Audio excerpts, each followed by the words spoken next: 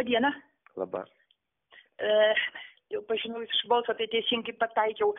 Dabar noriu dėl balsavimo tokią vieną aplinkybę nurodyti. Bet kaip vyksta balsavimas senelių globos namuose? Ten atvyksta kažkokie tai iš komisijos nariai ar kas, ir kiekvienas tas gyventojas pasakoja iš tų senelių namų, kad jie balsuoja už tuos, už kuriuos jam liepia. Tai mes vienas taip taupom savo balsą, norim net balsuoti, o ten jau gana nemažai susirenka balsus, kokius pačia nori. Nu, tai aišku, kad taip daro, tai seniai taip daro. Tai kažkaip tai gal koks turbūt stebėtojas kažkoks ten turėtų vykti kartu, neutralus. Teisingai, viskas taip ir yra, reiškia. Jeigu kokia nors partija neturi žmonių pasiųsti stebėtojų į kokią nors vietą, tai ten kitos partijos pasitvarko taip, kaip jos nori. Na taip, dabar, kiek žinau, senelių tai globos namai priklauso savivaldybėm, tai kas savivaldybėse ten turbūt jau pirmauja iš partijų, tie ir nurodo savo tos žmonės.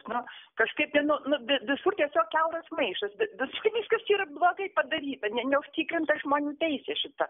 Ir viskas lyg ir gerai atrodo visiems. Nu gerai, o tie senelių namai ten daug tų gyventojų? Žinot, nemažai. Čia aš kalbu apie tokius jau truputį didesnius jos senelių namus, ten kur tokie, aišku, ten yra nemažai. Jo, ir jeigu jos paskaičiuot per visą Respubliką visus senelių namus. Tiek jų yra. Aš nežinau, kaip ten kalėjimuose vyksta, bet ten kalėjimuose gal kalinių nėra, kaip ten jų gali nurodyti.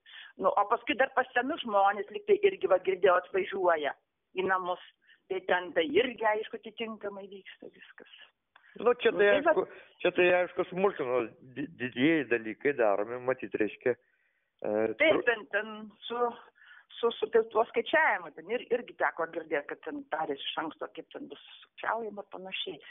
Tai tik tiek norėjau pastebėti tokį dalyką, kad mes kiekvienas labai norim eiti neš savo tą balsą, o ten jau tiesiog nemažais kiekiais iškart pasima tą, ką jam reikia. Taigi nebūtų organizacija. Čia tik tiek norėjau tada. Ačiū labai jums. Gerai, viso.